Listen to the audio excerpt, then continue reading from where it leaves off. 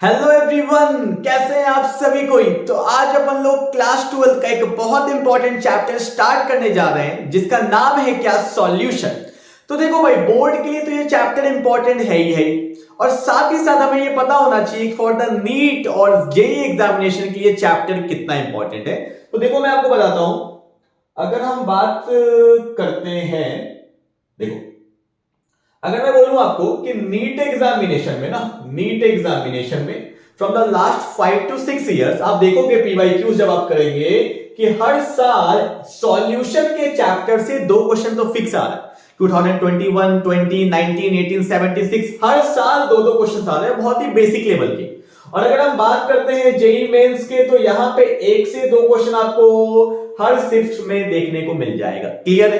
तो बोर्ड के लिए तो ये चैप्टर इंपॉर्टेंट है ही, और साथ ही साथ नीट और जेईई के लिए भी बहुत ज्यादा इंपॉर्टेंट है। तो अपने को पढ़ना कैसे, हर एक लेक्चर को अच्छे से समझना है, नोट्स प्रॉपर वे में बनाना है, और साथ ही साथ क्वेश्चंस बहुत लगाने हैं, क्योंकि इसके न्यूमेरिकल्स बहुत बनते हैं। तो न्यूमेरिकल्स को अपन को ध्यान में रखना है। क्लियर है क्या? तो स्टार्ट करने जा रहे हैं अपना पहला लेक्चर ऑफ सॉल्यूशन। तो देखो भाई, अगर हम बात करते हैं सॉल्यूशन के ऊपर, तो सबसे पहले हमें पता होना चाहिए मिक्सचर के बारे में। यहां पे लिखा मैंने मिक्सचर। मिक्सचर क्या होता है? देखो, कोई भी 2 चीज को मिलाते हैं ना, तो उसको मिक्सचर बोलते हैं। जैसे कि मैंने पानी लिया और पानी में नमक को डाला, तो जब हम पानी में नमक को डालते हैं तो वो क्या हो गया, एक टाइप का मिक्सचर हुआ ना। तो मिक्सचर भी 2 टाइप का होता है, एक को हम बोलते हैं होमोजीनियस मिक्सचर, और एक को हम बोलते हैं हेट्रोजीनियस। ठीक है क्या? एक को बोलते हैं कि हम लोग हेट्रोजीनियस मिक्सचर। अब होमोजीनियस और हेट्रोजीनियस क्या होता है? जब हमने पानी में नमक डाला तो अच्छे से घुल गया ना, अच्छे से मिक्स हो गया ना, तो जो मिक्सचर अच्छे से मिक्स हो जाता है उसको हम बोलते हैं होमोजीनियस मिक्सचर। जैसे कि यहां पे मैंने एग्जांपल लिया, वाटर में डाल दिया क्या, NaCl। नमक तो पानी में घुल जाता है ना, तो ये कैसा मिक्सचर हो गया, होमोजीनियस। अगर मैं यहां पे क्या ले लेता, सैंड ले लेता, बालू ले लिया, किसके साथ, वाटर के साथ, तो क्या बालू वाटर में मिल जाता है क्या? नहीं मिलता है ना। तो ऐसे मिक्सचर को हम बोलते हैं हेट्रोजीनियस। क्लियर है? आपको मिक्सचर समझ में आया। अब हम बात करने वाले हैं सॉल्यूशन के ऊपर। तो ध्यान से देखो, यहां पे मेरे पास क्या है, वाटर है, और वाटर में मैंने क्या ले लिया, थोड़ा सा देखो नमक ले लिया। ठीक है, नमक डाल रहा हूं और इसमें मैंने इसको स्टर कर दिया। तो नमक तो पानी में अच्छे से घुल गया ना, तो जो मिक्सचर अच्छे से घुल जाता है उसको क्या बोलते हैं, होमोजीनियस मिक्सचर। तो क्या मैं सॉल्यूशन को होमोजीनियस मिक्सचर बोल सकता हूं ना? बिल्कुल बोल सकते हैं। तो बेसिकली सॉल्यूशन क्या होता है, solution is a homogeneous mixture. Solution क्या होता है, it is a homogeneous mixture. Solution कभी भी हेट्रोजीनियस नहीं हो सकता। क्लियर है? पहला पॉइंट समझ में आया। सॉल्यूशन क्या होता है, homogeneous mixture, it can't be heterogeneous. Clear है? दूसरा पॉइंट, अब सॉल्यूशन बनाने के लिए अपने को कम से कम 2 चीज चाहिए। अगर पानी है तो नमक चाहिए, अगर पानी है तो चीनी चाहिए। तो हमने क्या कर दिया, पानी में नमक डाला तो सॉल्यूशन बन गया।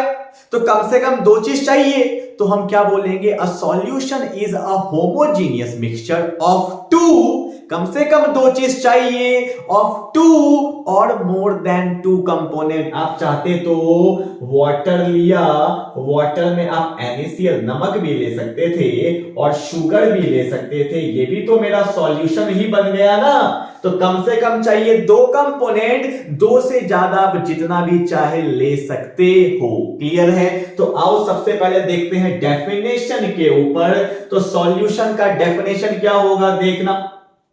It is defined as the homogeneous mixture, जो मैंने आपको बताया, ऑफ 2 और मोर देन 2 कंपोनेंट्स।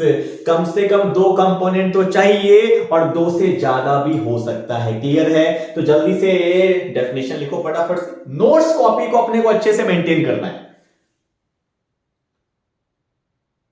चलो भाई, हो गया क्या? अब अगला पॉइंट देखते हैं सॉल्यूशन का। जो नेक्स्ट पॉइंट है वो क्या है? देखो, आपको पता होता है कि solute plus solvent, solute plus solvent से क्या बन जाता है? सॉल्यूशन बन जाता है। ठीक है, ये हमें पता होता है।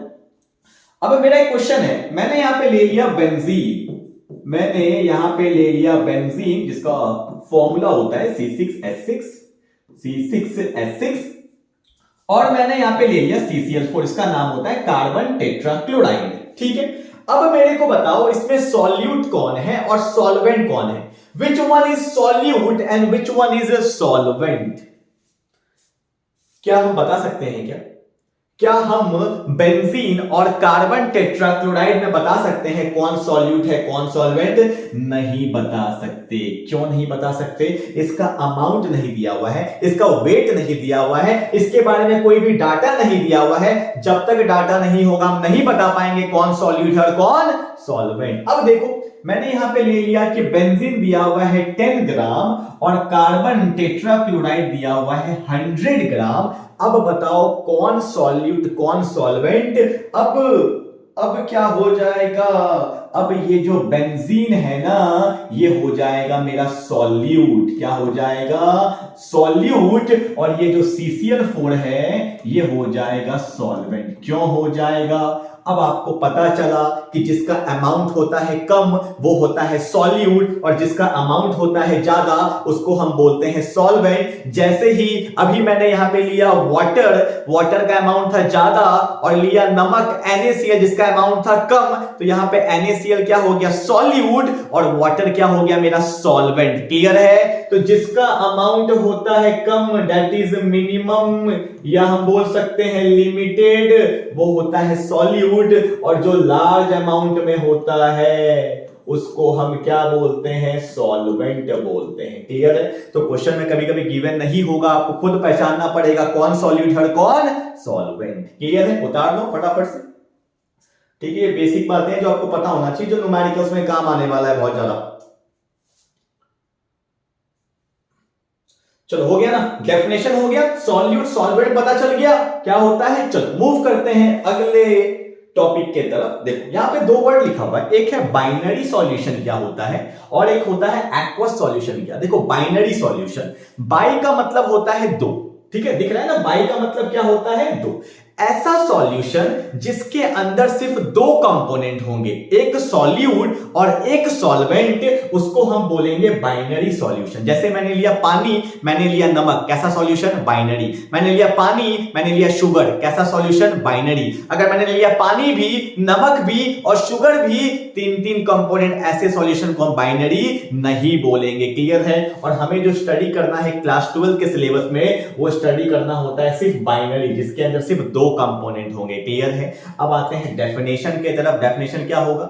The solution in which there is only two component, one solute and one solvent is said to be binary solution। Clear है? क्या डेफिनेशन खुद से बनाना सीखो। ठीक है? कैसे कैसे डेफिनेशन बनता है, आओ देखते हैं फटाफट से।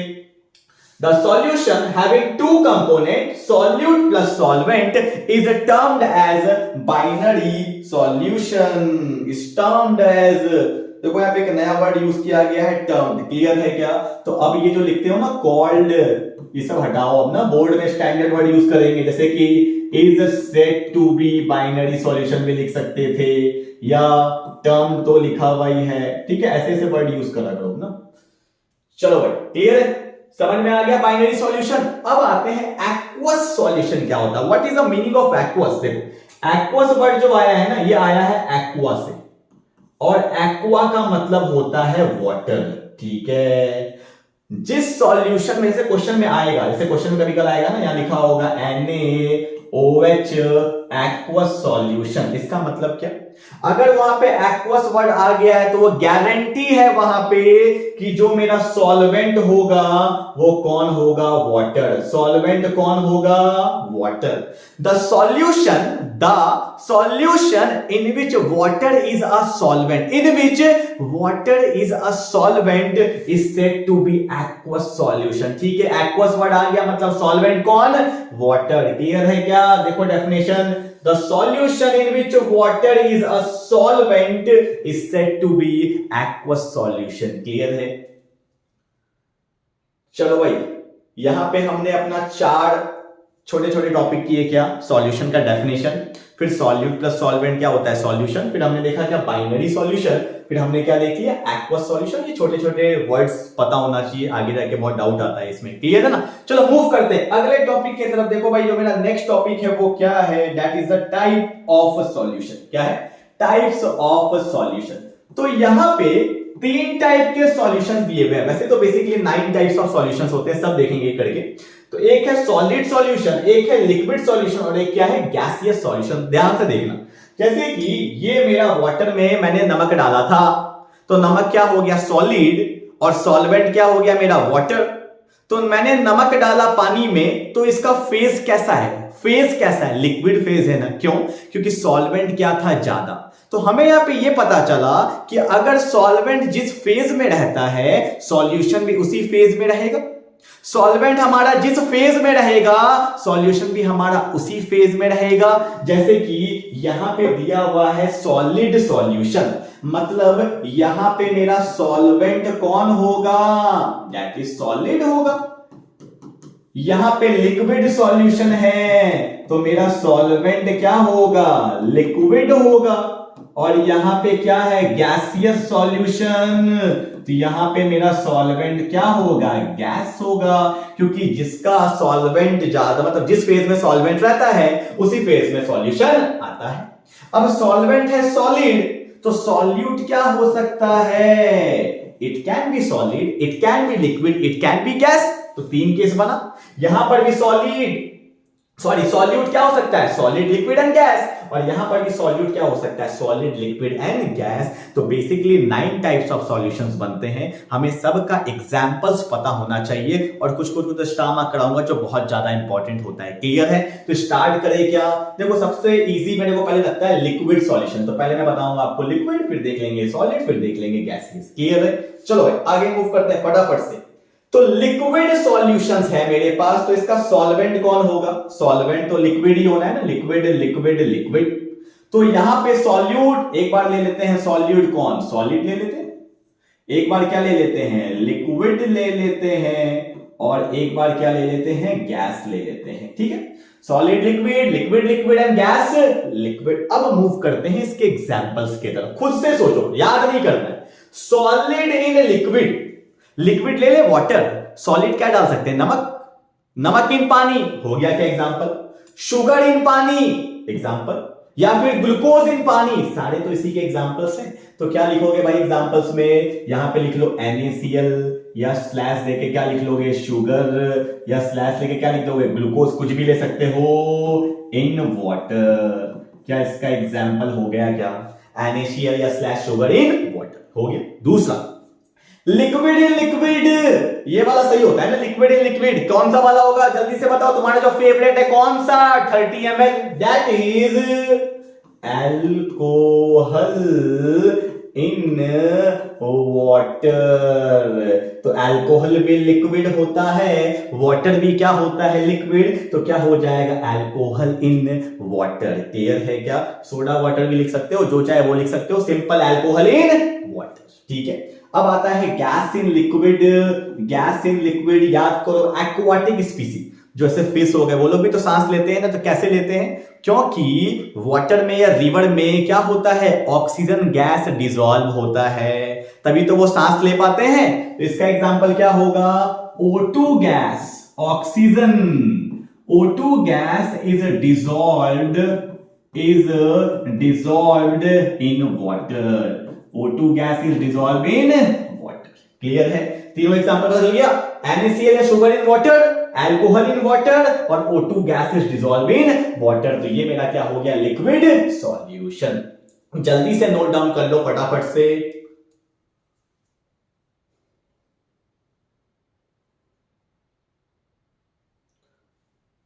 चलो मूव करते हैं अगले सॉल्यूशन की तरफ। अगला कौन सा आ रहा है भाई? Gaseous solution.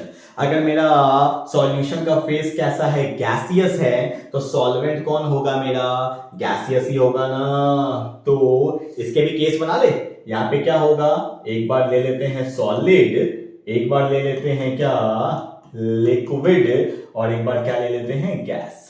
ठीक, आओ भाई, solid in gas, solid in gas क्या होगा भाई, एग्जांपल खुद से बताओ ना।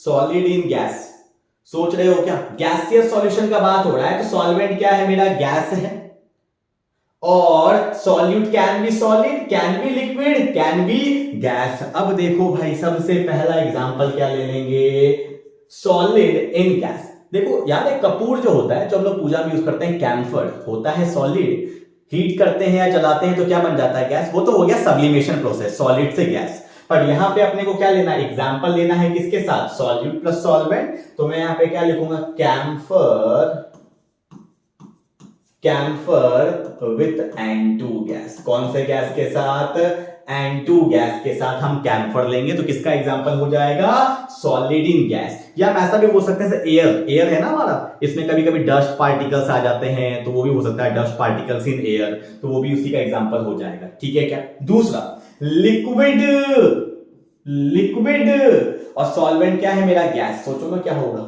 किडनैपिंग केमिकल्स यूज करते हैं, क्लोरोफॉर्म, वो तो लिक्विड फॉर्म में होता है, सूंघते हैं तो गैस के फॉर्म में। बट यहां पे अपने को क्या लेना पड़ेगा, यहां पे तो लेंगे क्लोरोफॉर्म, क्लोरोफॉर्म तो लेंगे, बट किसके साथ लेंगे, क्लोरोफॉर्म विद N2 गैस के साथ। ठीक है, आप याद कर सकते हो, सॉलिड से गैस कैम्फर, बट कैम्फर किसके साथ, N2 gas. Liquid with gas, liquid chloroform किसके साथ, N2 गैस के साथ। ठीक है, दूसरा सॉरी तीसरा गैस इन गैस, ये तो सिंपल एयर हो जाएगा ना। हवा के अंदर कौन कौन से गैस होते हैं, N2 gas plus O2 gas, दोनों गैस ही तो है, ये मेरा हो गया एयर। ठीक है, तीनों एग्जांपल पता होना चाहिए, solid in gas, liquid in gas and gas in gas. उतार लो फटाफट से, जल्दी से। ओके, मूव करते हैं अगले की तरफ, सॉलिड सॉल्यूशन। तो मेरा यहां पे सॉल्वेंट कौन होगा, solid, solute can be solid, can be liquid and can be gas. Clear है। अब सॉलिड इन सॉलिड याद करो, गोल्ड में मिलाया जाता है ना कॉपर, तभी तो वो शेप में आ पाता है जिस शेप में हम चाहते हैं। तो इसका एग्जांपल क्या हो जाएगा, क्या जल्दी से बताओ ना, copper is dissolved, copper is dissolved in gold। Gold में क्या मिलाते हैं हम, कॉपर को मिलाते हैं। क्लियर है क्या। ओके, अगला बोला है लिक्विड इन सॉलिड। लिक्विड कौन होता है, मरकरी, मरकरी होता है ना। तो यहां पे क्या लेंगे, liquid mercury, liquid mercury with with किसके साथ ले लेते हैं, कॉपर के साथ। किसके साथ, कॉपर के साथ। एक टाइप का एमेलगम होता है, ये क्या होता है, एक टाइप का एमेलगम होता है। ठीक है, जैसे आप सुनोगे डीके में, जब टूथ में डीके हो जाता है तो क्या यूज करते हैं, एमेलगम ही तो यूज करते हैं, मरकरी, और साथ में कोई भी आप मेटल ले सकते हो। ठीक है, तो ऐसे भी याद रहेगा, एमेलगम ऑफ मरकरी विथ कॉपर। ठीक है, सॉरी सॉरी सॉरी, कॉपर नहीं भाई, कॉपर नहीं, सोडियम, सोडियम, सोडियम, कॉपर लिख दिया, कनेक्शन करो भाई यहाँ पे। ठीक है, लिक्विड मरकरी विथ सोडियम। ठीक है, कॉपर इसमें लेते हैं गोल्ड में, यहाँ पे क्या होगा, सोडियम। ठीक है, तीसरा क्या होता है, गैस इन सॉलिड। इसको तो ट्रिपल स्टार मार्क करो, सबसे इंपॉर्टेंट है गैस इन सॉलिड।